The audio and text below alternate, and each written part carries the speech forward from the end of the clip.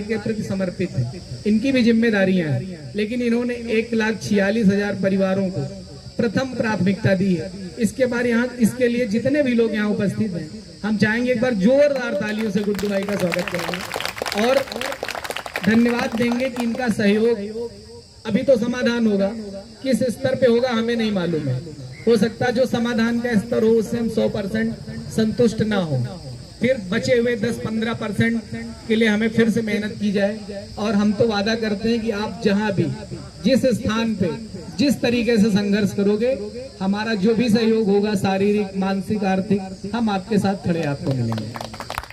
कई बार हम सब ने किताबों में पढ़ा होगा, एक इंग्लिश का एक सेंटेंस है, no defeat is final until you stop trying. कोई भी हार अंतिम नहीं होती जब तक आप लड़ना बंद ना कर दें। तो ना हम अभी हारे हैं और ना ही हम जीते हैं, लेकिन हम लड़ाई में हैं। और निश्चित रूप से ये संघर्ष, इसका रिजल्ट, इसका जो परिणाम होगा वो गुड्डू भाई की मेहनत और इस मंच पर उपस्थित हमारी सभी बहनों का आशीर्वाद होगा। पहली बार हम देख रहे हैं लगातार 22 दिनों से हमारी बहनों का जो आशीर्वाद मिल रहा है, जो सहयोग मिल रहा है, इतना सहयोग कभी भी किसी भी धरना प्रदर्शन में नहीं मिला। जो मन से इन लोगों का सहयोग है, जो आत्मीयता के साथ संकल्प के साथ ये बैठी हैं कि अब हम यहाँ से परमानेंट होके जाएंगे, तो ये तय बात है कि अगर बहुत कुछ इस बार नहीं मिला तो बहुत कम भी नहीं मिलेगा।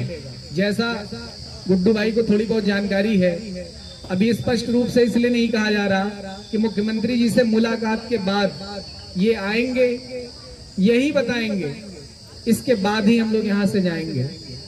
और बहुत कुछ तो बहुत सारे लोगों ने 20-22 दिनों में बता दिया है, लेकिन जो आप लोग सोशल मीडिया पे एक चीज देखते हैं, जो हमारे भाई हैं, 1 मिनट का समय लेंगे, सभी कहीं ना कहीं किसी न किसी प्लेटफॉर्म पे जुड़े हुए हैं।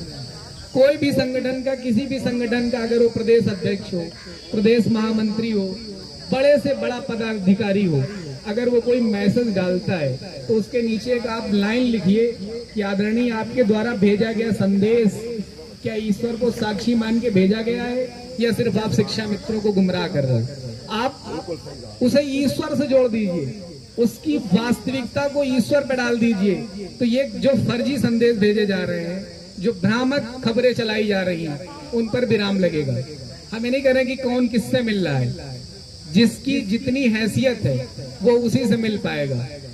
जिसकी निचले पायदान के अधिकारी से मिलने की हैसियत है वो निचले स्तर तक काम करेगा, जिसकी ऊपर के अधिकारी से मिलने की हैसियत है वो ऊपर से काम करेगा। लेकिन शिक्षा मित्रों के लिए एक लाइन बराबर आ रही है। जब हमारे बेसिक शिक्षा मंत्री ने कई बार कहा कि आपका समाधान माननीय मुख्यमंत्री जी करेंगे, अगर कोई व्यक्ति, कोई अधिकारी, कोई मंत्री आपको सीधा नहीं बना कर रहा कि हम नहीं करेंगे और वो ये कह रहा है कि हमारे स्तर का नहीं है, तो दिमाग का तो प्रयोग किया जा सकता ना। क्यों बार बार जाते हो उनके पास, क्यों जाके उन्हें परेशान करते हो? क्या चाहते हो? एक बार वो कह दें कि हम नहीं करेंगे।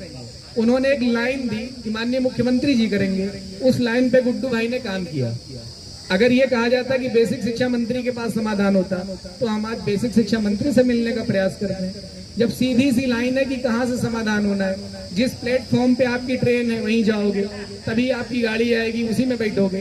तो माननीय मुख्यमंत्री जी से मिलने का जो क्रम है वो लगातार चल रहा है।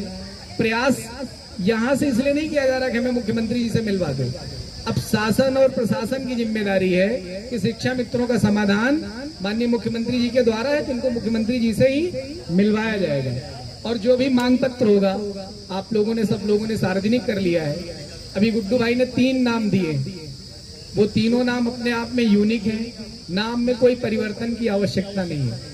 तीनों जिम्मेदार लोग हैं और हमें लग रहा है कि इन 3 नामों से बेहतर हम लोग अपनी बात नहीं रख पाएंगे, क्योंकि जो एक अनुभव होता है, जो प्रतिदिन का एक एक्सपीरियंस होता है, जो टंग ट्विस्टर वर्ड हो जाते हैं लगातार बोलते बोलते, जो भाव इनके हम लोगों को संबोधित करते समय होते हैं ना, उससे कहीं ज्यादा मुख्यमंत्री के सामने होंगे। हो सकता सिर्फ आंख में आंसू हो, शब्दावली ही ना हो, लिखा हुआ वहां सामने होगा।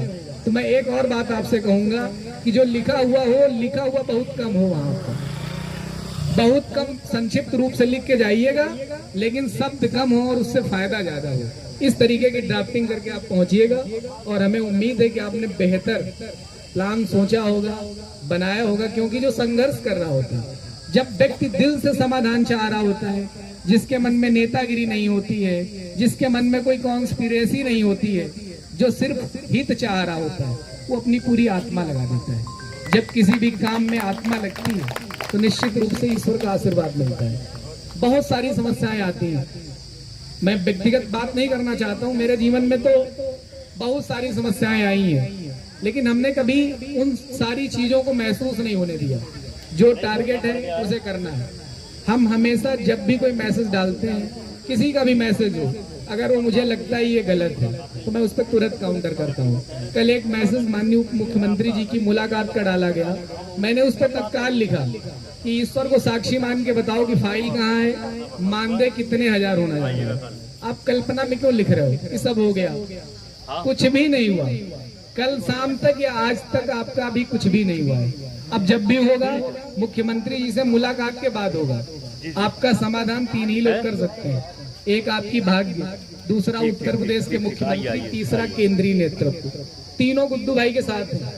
22 दिन तक यहाँ बैठना ये भाग्य का खेल है, आसान नहीं है कि हमको आपको लग रहा है कि हम धरना कर लेंगे।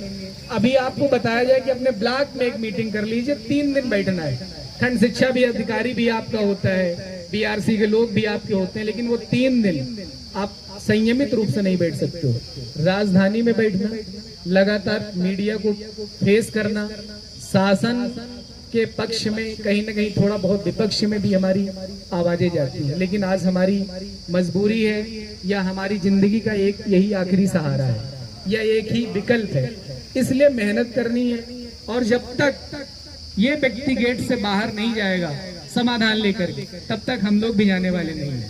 और मैं गुड्डू भाई से वादा करता हूँ, ये तय बात है कि आप निश्चित सफल होंगे।